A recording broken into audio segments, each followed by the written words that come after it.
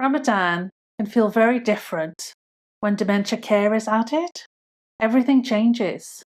Routines, timings, your energy, and you're still responsible for making sure everything works at home. If you're balancing fasting, prayers, and caring for a loved one with memory loss, this video is for you. I'm going to be sharing 5 practical tips on how to navigate dementia care during Ramadan.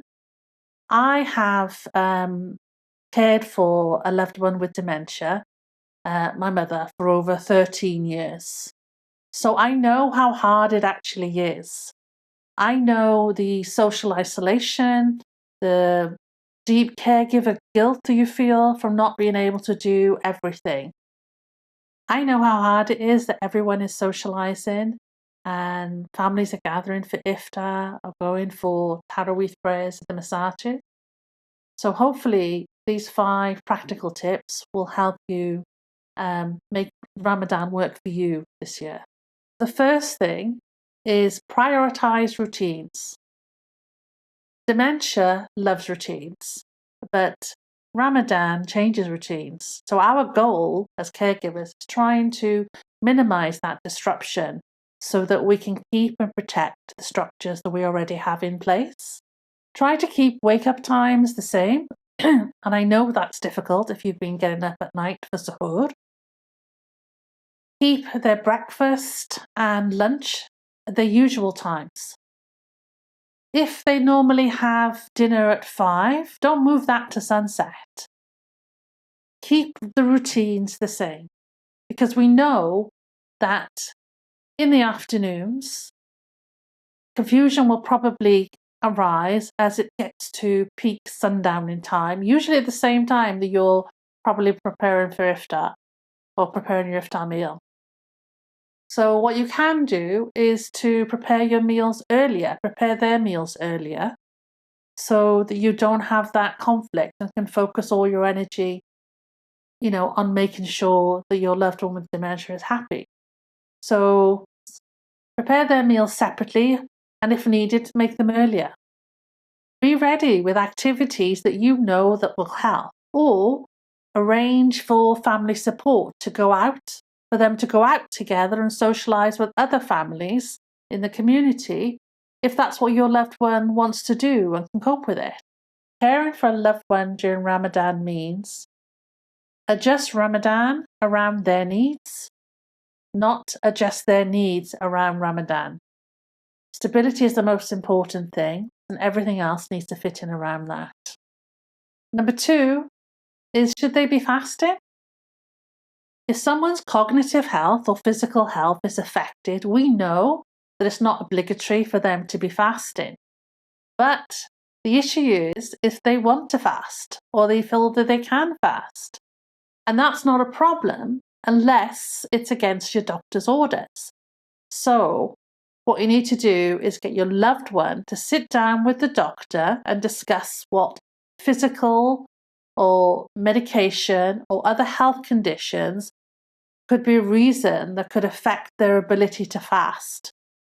You basically need to have the doctor discuss it with your loved one for them to be able to see that the right approach is for them either not to fast or go through a shortened fast or a modified fast. It all really depends on the risk of confusion and dehydration increasing. And that's something only they and their doctor can agree on. The biggest tension, for example, is when a loved one with dementia refuses food because they believe that they're fasting. They may have forgotten that they've already eaten during that day, or they may suddenly stop eating at some point during the day and believe that they're fasting from that point onwards. And so they refuse any kind of medication or any food from that point. So what can you do? Try explaining why they can't fast. I found saying that they have a health condition and explaining that we've agreed that we are going to be making a charitable donation instead, paying fidhi, as one approach. The other that I found that was quite effective was to say that you weren't able to fast because of medication issues you had to take because of whatever health issue that they had. And that would tend to be more acceptable in my case. But whatever the situation, the main thing is to not to argue and to avoid contradicting someone with dementia in a moment of confusion. Instead, focus on calm reassurance, give it some time, and then come back later. And then when you come back later, leave out some food and some drink, and then walk away. Don't say anything. If you're trying to deal with given medications, then an easy approach is to leave out some snacks and some drinks on the table around the time that you want to give medication and wait for them to start to snack. And once you see that happening, then try to give the medication at the same time. During Ramadan, offer water regularly to a loved one with dementia. I know it's hard when you're fasting because it's tiring and you're busy with other issues that are in the house. But don't assume that they have been drinking. Leave drinks on the table and keep an eye on consumption and keep reminding them. Use whatever helps. Use lighter cups, straws, flavoured drinks, whatever you can to avoid dehydration. If your loved one becomes upset because they think that they've broken their fast, then just explain that it was an accident, it wasn't intentional, so it doesn't matter. Don't get into a debate about it, just offer reassurance. The third thing is to simplify suhoor and iftar. Early mornings and late nights can play havoc with sleep routines. So I know that with dementia, from my experience, the bedtime tends to become earlier. So be mindful of that as they may wake at suhoor. And the easiest way to deal with that is to include them in a simple way. If they don't wake up, then just let them sleep. Be thankful and just let them sleep. Planning is going to be quite important during Ramadan because dementia is so unpredictable. So whatever you can do to minimize that and plan for things we already know that are going to happen, that we have already in our daily structure and our routines, that really will help you during Ramadan as well. We don't have a team of cooks helping us plan and cook our meals, and time is short. So focus on high energy, simple foods that don't require a long time in the kitchen. Your energy needs to be preserved for other tasks like taking care of your loved one or focusing on other factors in the home. So you can do things simply like preparing iftar earlier in the day when things are calmer, or meal prepping in advance. So you could meal prep and freeze food beforehand that you can take out of the fridge in the morning, and that could be part of the food that you give your loved one or that you eat as a family when you break your fast. And it's really, really important on low energy days to have some kind of backup like that in the freezer so that you're able to continue. I know from my own experience that I think one year I went a bit crazy and I actually froze a whole month's worth of food, but only because I had a separate freezer at the time. They were a saviour. Frozen foods were a saviour for me on low energy days.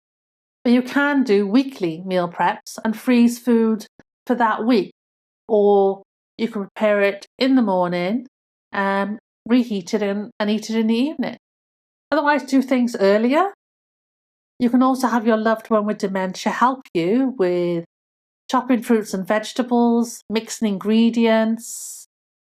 Even the simple mindful act of making samosas can be done with your loved one with dementia.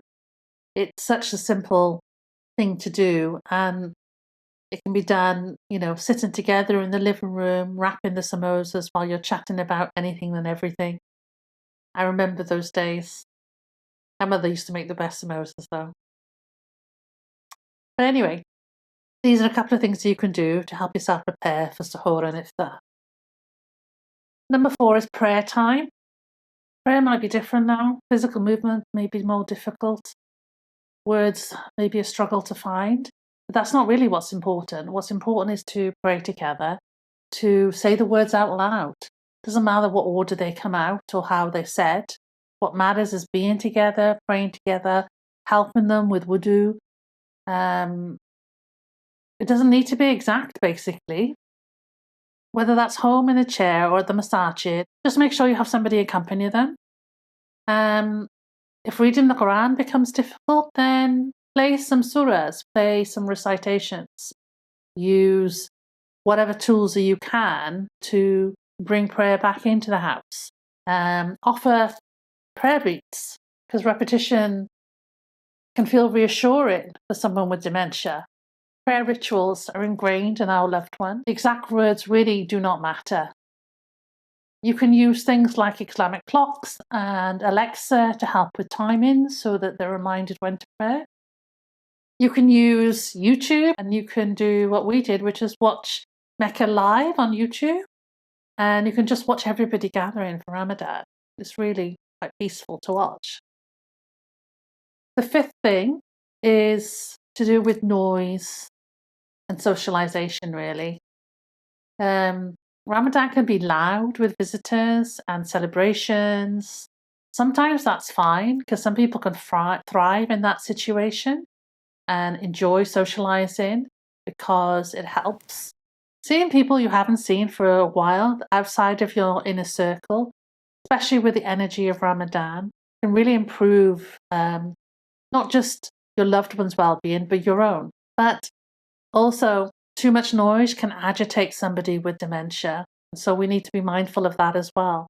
I know that dementia changes the brain, so what was maybe okay before may not be now, and so we need to be aware of that.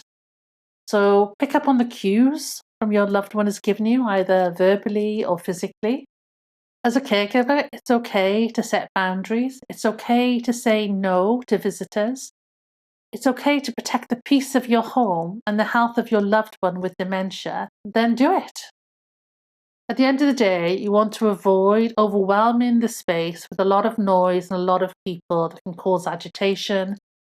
So you can also simply just set up a quiet room, another room where there's a quiet setting set up for your loved one so that they can escape to that if it becomes too overwhelming for them or overstimulating. Finally, be realistic. Coping with Ramadan while managing dementia care is really hard. The experience could feel so different from previous years. It may not have the structure that it had before. You may not have the flexibility that you had before. It might be quieter than you're used to. But that doesn't make it less meaningful. Caregiving changes your capacity to be able to do everything, so you just need to learn to let go of what you can. And just make sure to look after yourself as well, because if the physical strain of 24/7 care makes fasting impossible or dangerous for you, then talk to an imam or a trusted family friend. You're not failing Ramadan. You are fulfilling a different and vital role of care, so don't beat yourself up about it. Also, you know you can make it up in other ways. Because you need to be thinking of your health, because your health does come first. Who's going to look after your loved one then? So please prioritize yourself. Your health needs to come first as well. I hope all of this has helped. I've put together a companion guide in the links below if you need something more structured to refer back to later. And I thank you for watching, and I will hopefully see you again next week.